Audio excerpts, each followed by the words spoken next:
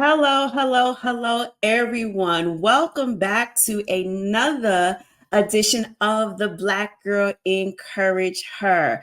We are here today, and it is Mental Health Awareness Month, and we are bringing and highlighting an aspect of mental health that rarely gets talked about. So this month we are hosting, as a part of the Black Girl Encourage Her, we are bringing about the men, and we want the men to shine a light on mental health as it pertains to them. They can give us some advice for us women and how to cope and how to deal, but we really want to get a bird's eye view. We want to be able to go in the back door and be able to hear from men themselves as to what this walk into mental health looks like. So, when I was coming up with this series, and I'm like, oh, we're going to do a men's mental health edition. Who y'all know I was going to bring to the stage? You already know that I was going to bring my brother Lee Hodge to the stage. What's up, What's going bro? on? What's going on? It can't be a Black Girl Encourage Her men's edition without the one man that is riding with me for life. So No. it is good to see you, bro. You Listen, too. I know you. I think the people know you, but Uh-huh. let's remind them in case we've got some new people to the scene. Tell us a little bit about yourself. I'm Lee Hodge. I am a ordained Buddhist priest. I am a certified CPI instructor. Um, I wear so many hats. Yeah. I'm a mindfulness counselor. Yeah. Good, good. And author, right? We can't forget about the I book. cannot forget author. Definitely can't forget that. We will definitely talk about the books a little bit later because it does tie into what we're talking Right. about mental health. And there's so many stereotypes in this world, but I think one of the things that does get overlooked is men's mental health, Mm. right? I think society, especially as it pertains to Black men, and Hmm. you tell me if I'm wrong or if you've experienced this yourself, Hmm. but as Black men, society sees you as this ox, Mm. this strong being Mm. who's supposed to be able just to take on everything Mhm, and not shed a tear. mhm. What has been your take as a man with this kind of worldly type stereotype? Yeah, it's kinda interesting because it's true, it's funny because we always say society, but who is society, right? Society is us. Yeah. So, it is kind of strange how, society come up with these things, but it's kinda true, for some strange reason, we aren't allowed to be vulnerable. We're supposed to suck it up, Hmm. keep it moving, we're supposed to hold down the whole entire household. Um, we have this theory of happy wife, happy life.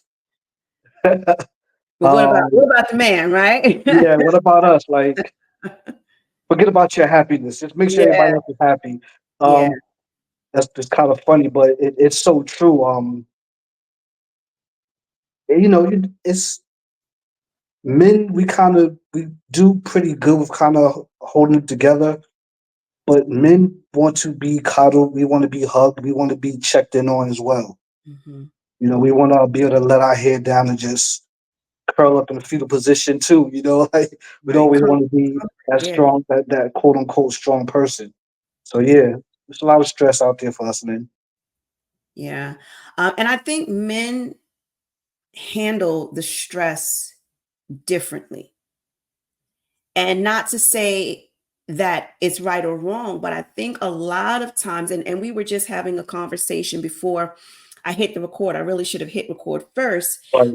We were having a conversation about how men take their stressors and it normally comes out in aggression, right? It comes out in aggression. So I was sharing with my brother earlier, I had an encounter when I was out on my morning walk. I was out and I encountered a couple and they were having a spat or whatever was going on with them. But I could tell that it was a tense situation between the two of them. And what I started to see was the lady kind of playing, and I'm using that term lightly. I don't want anybody sending me hate mail. She was portraying herself as the damsel in distress, but she was saying she wanted to leave the situation, but yet she wasn't leaving the situation. But the longer she stood around, he got more volatile, he got more angry, and so he's pleading his case to me, and I'm like, yo, I'm not trying to be in y'all business, but he's pleading his case to me. And then the light just kind of shined on me, and not that I knew, who said what, but when the light shined, I was like, yo, I could tell she probably was doing some of the things he was saying she was doing, and Mm. now that all eyes is on her, she softened up. And he now seems like the aggressor. And what I was trying to explain to him, and I was like, dude, I was like, listen, I said, if the police show up on this scene, it's you who's going down. You're the one they're going to, put in cuffs because you are the aggressor. Even if you were being targeted, even if she was hitting you and abusing you, the way in which you are handling this stressor, it now looks as though you are in the wrong. And I think that is what society, that is what our own police department has taken the sex, the color of your skin as the judge and juror. If you're black or brown, if you're male, check, check. We got what we need. Cuffs are for you. Yeah, What can we do? I think we just have to educate ourselves. Like you said, you tried to get him to calm down. You tried de-escalation skills. We Mhm, have to kind of learn how to deal with mindfulness. I speak a lot about mindfulness, but if we throw that word around loosely, but practicing mindfulness can really help in those situations. It can create a space for you to kind of just sit back, relax, take some deep breaths, understand what's going on, understand the feelings that's going on in your body, and just kind of have that awareness. Because, like you said, had the cops showed up and he's showing this rage, whether mhm. he's the victim or not, perception says, hey, you're Mhm. the aggressive guy. So Yeah. mindfulness, we need to normalize mindfulness, have courses on mindfulness, and just try, and I try my best as well to just teach mindfulness and spread it and just really spread it. That's the best way we can do it. Just spread it around and hopefully just reach millions of people. Yeah, yeah. It's kind of like that each one teach one. Yeah, But we do need to make this something universal in our yeah, society, because we're aware of the stigmas, we're yeah, aware of the stereotypes. yeah. Even Black women, we are the target. In fact, I believe we've got a bigger target on us all Mhm, the more now, mhm, with our whole, election process that's going on. mhm, But we're aware, but now we've got to put some action behind it. mhm, So let's give some advice. Okay, let's give some advice. And I'm thinking kind of like a twofold. mhm, One, talk to that person who finds themselves now in this state of rage. So they've now harbored all of these thoughts, these emotions, these feelings, these unprocessed, these unresolved issues. They're mhm, now in this big raging ball. What would you say? What could you teach us to help us self deflate? How can we gauge ourselves and get ourselves down from that rage? Well, the first thing you want to do, and we want to normalize breathing. Um, normalize taking a big deep breath. Hmm. It really works when you're in that rage and you just up there on 10. If you could remind yourself to just take a nice deep breath, Hmm. um, and not only just learn how to take a nice deep breath, but learn breathing techniques. There are all sorts of breathing techniques out there that you can learn. They say the breath is life, Hmm. right? So taking a nice deep breath is the first thing you want to do. First thing you want to learn how to do is take that deep breath, and things will just But naturally. she's wrong. She did this to me, Lee. She did that to me. Right. How do you stop yourself and say, whoa, whoa, whoa, whoa, let me breathe? Hmm. And Well, you got all of these offenses. They did this, they did that, they did this. and I would say I hear everything you're saying, Hmm. but I need you to take a deep breath right now. We will tackle all of that. Yeah. We will get to that. But first, there's steps in life, right? Okay. So first, let's take a deep breath. Once you can show me you can take a deep breath, and you do take that deep breath, now tell me your story. Okay. Let's go through steps. Let's talk about it. Hmm. I always tell people, there's yin and yang, the balance of life. There's up, there's down, there's east, there's west, right? So there's always a solution to the said problem. It's Hmm. just that when we're in that rage, we don't see it. Yeah. But it's amazing how when we finally calm down, and we've all been through it. I know what I can do now. Hmm. It didn't just come out of nowhere. It was always there. You just have to take a deep breath. It's there. The solution is it comes attached, just like yin and yang. It's attached. The solution comes with it. You just have to Mm. be able to take a deep breath, sit back, and realize it's there. It's 'Cause- just the, like kind of rotating it. It's Yes, like you're just seeing one side of it. But yes, when you can breathe, you can then rotate it and yes. see the And we've problem. all been there. We've all been in a situation where we're just frustrated, and then later on we're like, "Oh, I know what I can do." Mhm. Yeah, I should have said this and I could it, have did that. it Yeah. didn't come out of nowhere. It was Yeah. always there.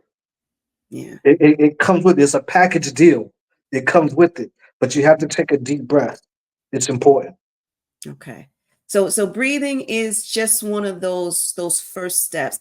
And that is something that I think that if we teach ourselves to do that Mhm. on a regular basis, then when crisis arises, Yeah. it'll just be like a natural Yes, flow. we have all these apps. There's apps that will remind you to breathe. Hmm.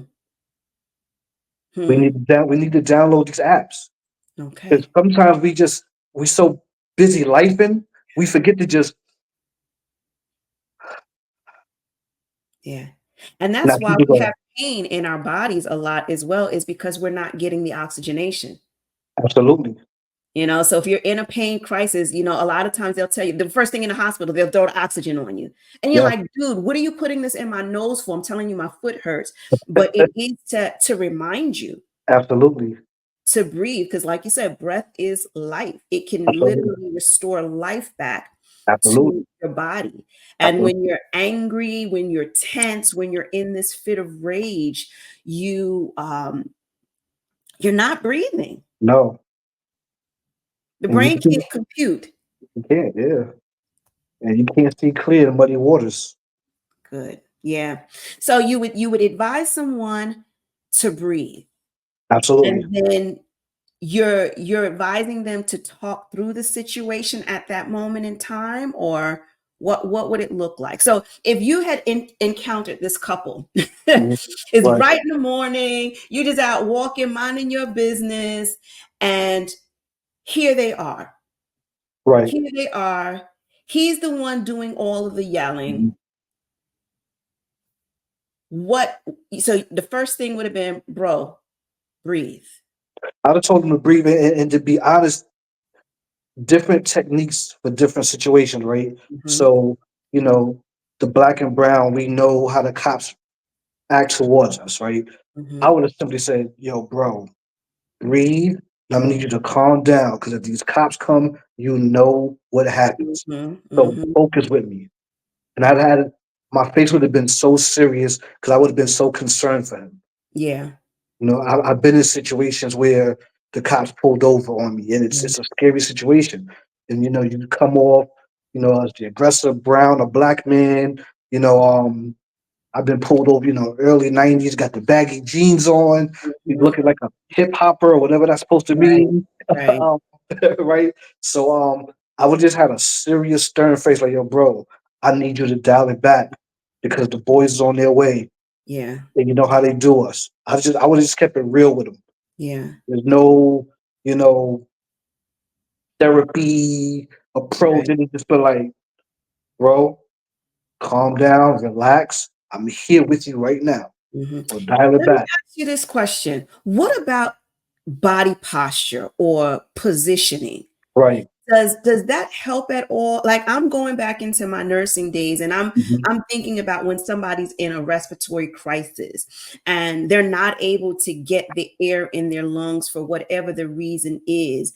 And there's this position where, you know, like you see children sitting in it a lot where they kind of like just crouch down Mhm. and that helps the lungs to get the oxygen. Mhm. You know, I'm even thinking in a situation like take a knee. Like, I just Mhm. need you to take a knee. I need you to come down. I need you to take a knee. I just need you to breathe. Mhm. Like open up those lungs and get that oxygenation in. Mhm. So yeah, it was a real tough situation. And I felt bad for him Right. because he had this is not the first time, right? Because he was telling me, you know, oh, she's crazy. Oh, so they have this history together. Right. Chances are next week sometime I'll probably be out for a walk and they're gonna be singing kumbaya, happy go Absolutely. lucky again, Right. right? Yeah. But the real problem is how do we work through that reoccurring rage? How do we work through that? Like, what should we be doing on a day to day? So we know in the middle of a crisis, we want to try to remind ourselves to breathe. But Mhm. what kind of self work can we do to manage? Because this really is mental health. Absolutely. Absolutely. I would encourage people to talk to people. I think we have to normalize, you know, because in the black and brown community, it's kind of frowned upon to go seek help. Hmm. Go see a therapist.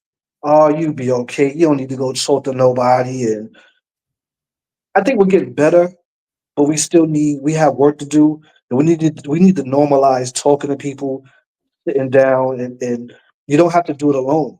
Hmm. There are people out here that can help. There's therapists, there's counselors, there's mindfulness counselors such as myself. There's all sorts of people, all sorts of things that you can reach out to, and we have to normalize people getting help. That's what we Yeah, have to do. Especially men, we feel like it's a sign of weakness to sit down and talk to somebody. yeah. So, however that looks, we have to try to get the word out that it's okay. You know, society says be strong, but we need to kind of turn society around and say, no, you need to be able to let your hair down and speak to somebody, Hmm. especially if you can't do it on your own. Um, you want to help yourself out. So sit down and talk to somebody. So I don't know what that looks like, but we something needs to be done. You know, I try my best to, you know, on my social medias, I do all kinds of like positive quotes and just giving people and people also come in my inbox like, yo, thank you for that quote. It came right on time. Um, But is a quote enough? Is it's a it start. enough? It's a start. Okay. It's a start. We need more, absolutely, but you know, we have to crawl before we walk, right? Yeah. Because you know what I'm seeing is like when everything is fine and good and you got time, you scrolling on social media, everything is all fine and good. Oh, yo, that was a great quote, Right. Lee. Oh, that was good. Yeah, that's true. You know, like you're vibing with it. But when Yeah. you are going through a crisis, You forget all about that. yeah, You forget all about that quote. Yeah. And it's the yeah, same thing. I work in the healthcare system, and you know, we come up with coping skills for the patients. You know, we have lists of hundreds of coping skills, and they'll mm-hmm, write them down. And I have my coping skills, and you see them go off the handle, and they just forget those coping skills just like that. mm-hmm. Yeah. So we just have to just keep reminding them. I remember this was years ago when my little one, who's not so little anymore, he used to get into these, and sorry, Jess, but he used to get into these little moments of rage. And as a parent, being reactive, that wasn't good, right? Absolutely. Yep. I know there were certain instances where I was reactive. So he'll be like, oh, you out telling my business, tell yours too. Yes, I didn't always react in the Mhm. right way. Right. But when he was little, what I remember us, what us doing is I had a playpen. There was a playpen. I don't think it was when they were little. One of between us, but there was a playpen around. Right. And what I used to do is I would put his favorite toys in it. Hmm. And so what we would do when he was well, when he was fine, Hmm. we would pretend. And I would say, okay, mommy says something you don't like, get angry. And he'd go, "Grr." And I'm like, okay, you're angry. You're not hearing mommy. Now go to the safe space. And he would practice going in there. He'd Hmm. sit in there. He'd enjoy his toys and life would be good. So Hmm. when he did get into a moment where he was feeling really angry, if he didn't agree with something that I said, there was that safe space. So what advice would you give to a man? I want you to speak to the man, even though my audience is primarily women. Right. But what advice, because women, Hmm. we're listening from the other side because now we're going to be able to help the men in our lives. Hmm. Well, what type of advice would you give to a man about creating that kind of safe space for himself? Well, first of all, I would say let's start with our children, right? Let's normalize letting your little man talk. Hmm. Stop saying, be a man, tough it out. Hmm. Hmm. Treat him as if you would treat your daughter. Yeah. We will create that safe space for our little girl. Oh, surely. You have to do it for your little man too. Hmm. Like there's no difference. Yeah. And why we think there's a difference? Who told us there's a difference? Society. it, there's no difference. The approach have to be the same. We have to create a safe space for our little boy too. Yeah. That way, as he's older, it would be kind of normal Hmm. to go and talk to somebody. Yeah. Because as men, we do hold it in, and then it'll take something. It'll be that one straw that breaks the camel's back, and we fly off on a rage Yeah. where we have to take accountability because we can say, and my pet peeve is this person made me angry. Hmm. Pet peeve of mine. Yeah. No one can make you angry, but that's for a whole nother show. But but that's the excuse because we have so much rage in us. We've held it. One thing could happen, and then we just crash out, volcanic explosion, Mhm. right? And yes, we've gone through things, but had we learned to practice mindfulness, learn to speak about it, we wouldn't get to that rage. We wouldn't get to that point. Yeah. And that's the point of mindfulness to stop us from getting to that point. Okay, so you know, I'm a mindfulness guru. Sometimes people call me, and I'm this mindfulness guy, right? Doesn't mean I don't get angry, people. Okay. Right. I just know how to deal with it, and I know how to coddle it, and I know how, like I told you before, I know how to shush it like a baby and say what's going on. Anger does enter the body. I am not angry. Mm, Anger enters my body. I don't mm, associate with anger. I am not anger. We are yeah. not we are not together. Like anger just entered to my body. Yeah. I am never angry. you Mm, know, mm, so there's a difference, right? So we just have to normalize talking to our little boys, not treating them no different than our little girls, Yeah. creating that safe space. You know, I go back to the time where, you know, with Shay, for those who don't know, Shay, my daughter, was shot and killed in Mm-hmm. 2018, right? Everyone was hugging and kissing and consoling my wife, which Mm-hmm. was fine. She needed it, right? Mm-hmm. So did I. Yeah.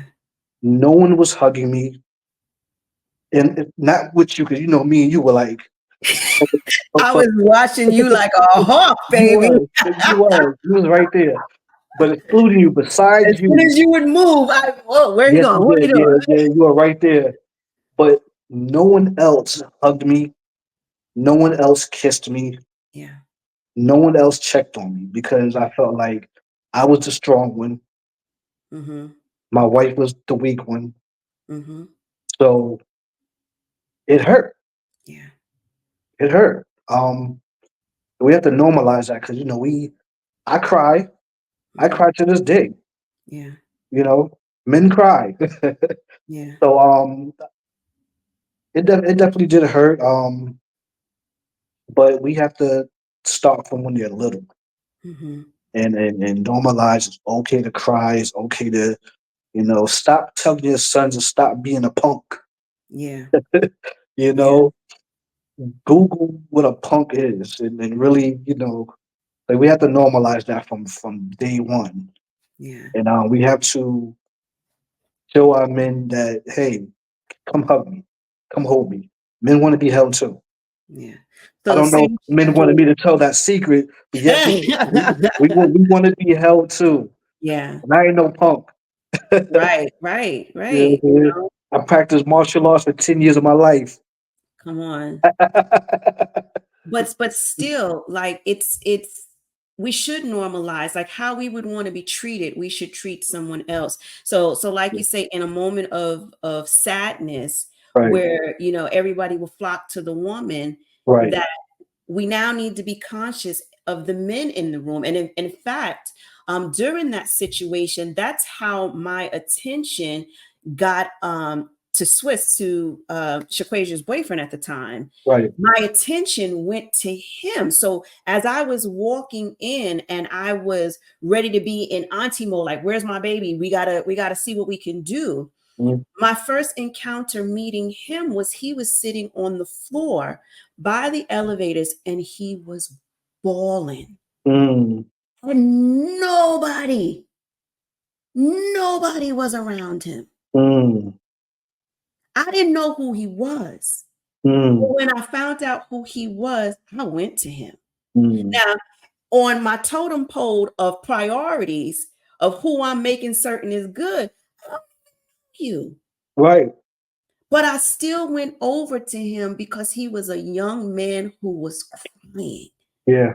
So I wanted to know what like, well, who is this person? Why is he in distress over Mhm. over my girl? Like, what's going on here? Right. And that's how I was able to sit with him and talk with him and pray for him, and I just stayed connected with him Mhm. because from that pain, Right. from that vulnerability, because Yeah. he could have been in there like a soldier, like, no, Yeah. I'm Yeah. a man, and not Mhm. shed a tear. But that Mhm. weight was so heavy, and I'm so grateful that he let it out in Mhm. that space. Right. And I think a lot of times men get ridiculed when they cry. So I'm glad you said it is okay for men to cry because it is an expression. Yeah. It is an expression. And if you never turn the faucet, that's when you're gonna have the doggone pipe bursting. Absolutely. Absolutely. Yeah. So we do have to normalize that. Now let me ask you this: do men have a place? Now we think about the barbershop, right? That's one of the places we think of. But are men normally getting together to talk about feelings?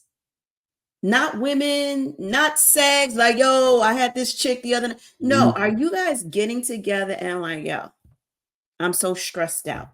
I'm upset. this one is driving me insane. Do you have a place? Does that go on in the men's community? You're sharing secrets, ladies. Yeah, Watch well, out. although I can't speak for all men, right? Because there's like Mhm. trillions of us. Yeah. But yeah, fellas have their core of guy friends that they can be like, yo, let me tell you this mess, man. Good. So yeah, we do. I don't Good. want to act like we don't have no place to go. Now, some men might not, Hmm. but for the most part, yeah, guys have somebody they can be like, yo, bro, check this out, man. Yeah. And now And it depends on who you share with, because now absolutely. going back to this situation that occurred with this couple, once she made it away, I'm talking to him again. I'm trying to de-escalate his anger, his rage, and then he gets a phone call. Hmm. And whatever they said something like, "Bro, you good?" Nah, I'm not good. And, blah, blah. And so where I had got him down Right, ever so gently, they were ready to bring him right back up. right. So talk to the men out there, like you're speaking directly to them. Okay. Talk to them about who they need to have in the support corner. Well, what you don't need is a yes man. Mm-hmm. Somebody who's going to just agree with everything. I know we enjoy someone to agree with everything we say, but you need somebody that's going to check you like, yo, you were wrong. Yeah.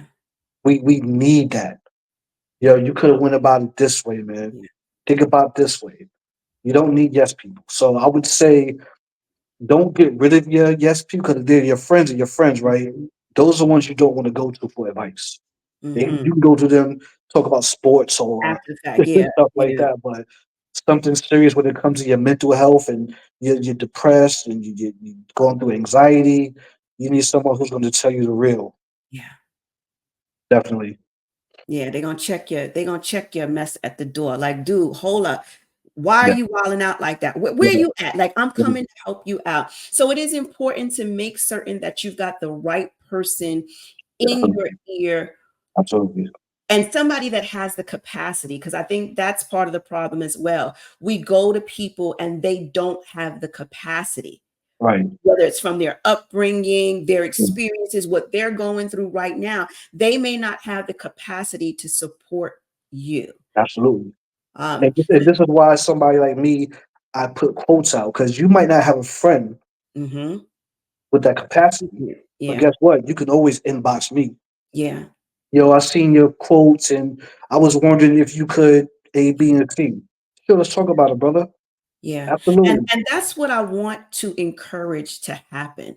So for everyone who's watching this show, whether it's applicable or not, if you know a man who just might be going through some stuff, I'm gonna put your handles up here. I really do want people to reach out and connect to you, and maybe even to some of the other men who have been on this series that we're doing for men's mental health, because you want to have a place to go. Right.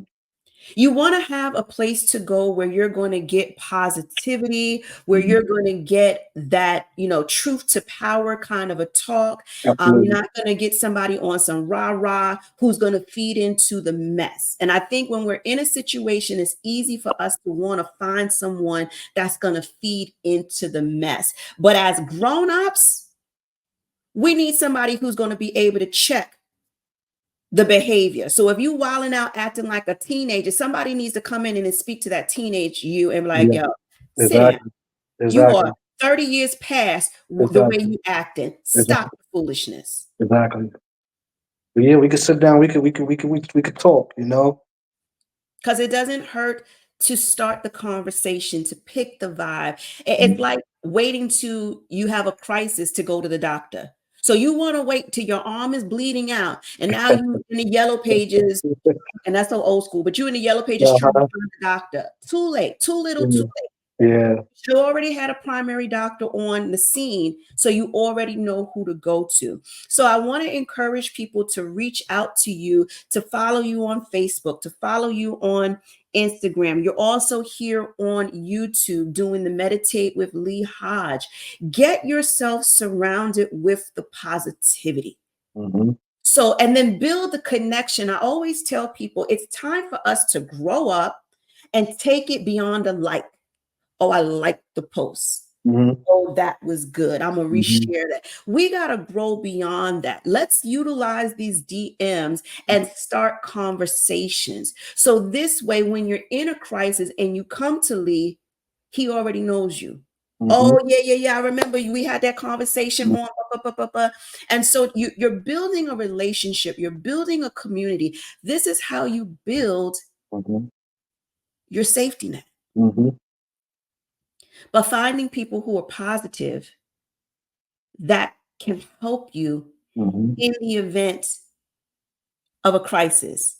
But following him day to day is also going to help with the day to day maintenance as well. So hopefully you don't get into a fit of rage, but in Right. case you do, you already know where you're going to go. Yeah. Now, before I let you go, two things. One, I want to hear about the work you're doing with the police department in your area. Ah, right. So I'm at Penn State Health slash PPI, and we get together with Penn State Hershey Police Department, and we sit down with all the cadets, you know, the new jacks that's coming in. Just a couple of days ago, it was like a class of 60 cadets, Hmm. and we spoke to them about mental health, what it looks like, how to approach it. We'll do simulations. Um, um, we'll have actors that's acting out, and I'll come in and try to de-escalate the situation. As I de-escalate the situation, I may show certain CPI techniques, crisis prevention intervention techniques, and then after I do that, we'll talk about it and we'll discuss what it looks like. Because the thing is with mental health, a lot of the police department, they don't. A lot of the police don't understand it. Hmm. So someone who does understand it, someone that's going through crisis. So say for example, I'm outside and there's a person going off, and I have this person in a what they call a CPI hold. Hmm. Now, when the cops come up, they see me quote They unquote think being you the aggressive aggressor. to this Yeah, person, yeah. not understanding that I'm holding this person in a CPI hold, and this Hmm. is like a de-escalation move. So what I'm doing is teaching them what it looks like. Okay, So if they come up to somebody in a situation, they'll be like, "Oh, he or she is doing CPI. okay. Let's step Crisis, back, crisis prevention, intervention." intervention. Right. Yeah, good. So they'll be able to come up and say, "Hey, That's good. what would you like me to do?" Like one simulation, I acted it out, and the cops came on the scene, and one of the cops said, "Hey, how can I support you right now?" And we had Hmm. that discussion. So after I do the simulation, sometimes we'll have the police actually do what I did, Okay, good. and then as a group, we'll talk about it. And no one's wrong, no one's right. You can make mistakes. We create a safe space for the new cadets to make mistakes, and we all as a group we talk about it. We talk about what you could have done better, the best techniques, the best approach, how not to look like the I'm the cop and you're the Hmm. person. So sit back and listen to what I say and kind of Hmm. have a more of a less threatening posture to yourself. And we have good conversation. That's good. We laugh, we have fun, and we talk about it. And the sergeants there, they embrace what we do, Good. and it's good stuff. And we're hoping to not only do this with Hershey. You know, I'm a New Yorker, and Yes. we know how the NYPD can be. Yeah. Um, I would love to go on tour with this Yeah. Yeah. and spread. spread the knowledge throughout all police. of mental health. And the conversation is starting because I remember one time I was hearing something about how they wanted nurses to now ride along with the police officers, Oh, um, to be able to identify, wait, this person is having a mental health crisis. Because what was going on was the police show up to the scene, they see somebody wielding a knife, pop, pop, pop, pop. End the absolutely. story. No questions asked, right? Right. But and that's no disrespect to the police department. I'm just going off of what we normally see. We know Absolutely. that they do good work as Hmm. well, and we need them. So this is not a against blue. No, we love blue, okay? Hmm. But we want blue to treat brown and black well, Hmm. right? Absolutely. So it is about the awakening, right? The understanding. It's Hmm. about recognizing. So I love the concept of having nurses tag along. But what you're doing is you're bringing nurses into harm's way when the police officers are actually trained. You just need more training. You need Hmm. a revived training. So if anybody's watching, if you know any police captains, um, connect them. Connect them. Tell them to reach out to Lee and let's get the conversation started because it is about helping the community, Hmm. helping those who serve the community Hmm. understand what mental health looks like. Right. So you see it as rage. I see it as a mental health issue. Absolutely. And that's what was going on with that couple. I stood by because I saw a mental health crisis unveiling before my own eyes. No, he wasn't stuttering, he wasn't acting crazy, Hmm. but rage is a part of those mental health concerns. Right. So, I thank you for coming and lending a wise counsel to this conversation. Hopefully, people have picked and gleaned some things that, if either themselves are going or experiencing rage, how to set up that support network in the beginning before the crisis, or if you're an individual who comes to the scene and sees someone wiling out, get on the phone, call 911. But, I'm not saying intervene. If you're not prepared to intervene, don't intervene. But maybe make a comment to the dispatcher and like, make certain y'all send somebody that knows how to handle, how to de-escalate. Can Exactly. y'all send someone out to safely de-escalate? Exactly. Yep. Right. So thank you for stopping by and adding your take, your wisdom to it. Oh, Congratulations on all the work that you're doing with the police department. And I pray more police departments get wind as to what's going on and this thing takes off because we need it in our community. I've got your books going. We're going to have the links to your books in the description box. Y'all know he's an author. He was on the Black Girl Write Her series as well. So y'all know he's an author. Get into the description box. You'll see his links. Get his books. They're available on Amazon and they will help. I also think they would make a great gift for a man. For a absolutely. man. Absolutely. 'Tis the season. You're gonna need stocking stuffers. You picked his name out of the hat at work. What am I gonna get him? Get him a book. Get him a book that helps to support his mental health. And before I go, I just want to again, I would just want to reiterate. Let's normalize checking in on men. Yes. Let's not assume that they're okay. Let's normalize asking men, "Hey, how you doing today?" Mm-hmm. Let's normalize putting your arm around a man and hugging him Mm-hmm. just because. Hey, let's normalize buying men flowers just because. You know, why should we treat men and women differently, right? Let's normalize it. Let's True. normalize making sure we have a safe space for men to feel like it's okay to let his hair down and not be a punk and not be called weak because he Very, wants a hug. I love it. I love it. Well, virtual hugs to you, bro. Love you, love you, love Love you. you back. Love you back. Hang You out know. for just a second. Let me give the people their marching orders. Y'all know it's always a good time when my brother stops by. I love it always. I love to have him in my corner and always willing to support, to pitch in, because I really didn't ask him, y'all. I was just like, hey, this is what I need. And he's like, all right, let me know when. So I'm very appreciative. I hope this information on today's segment helps.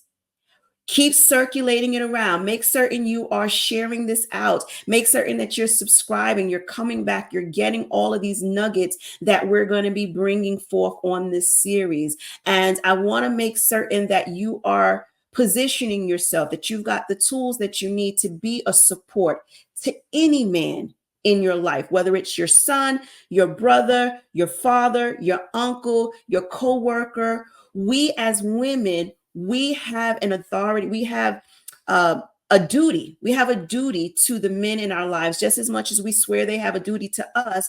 We have a duty to them as well. So make certain you tell a brother, what's up? He's looking good today. Buy him a cup of coffee, something along those lines, strictly platonic, but just to let him know that you see him and that you hear him and that you're there to support him any way in which you can.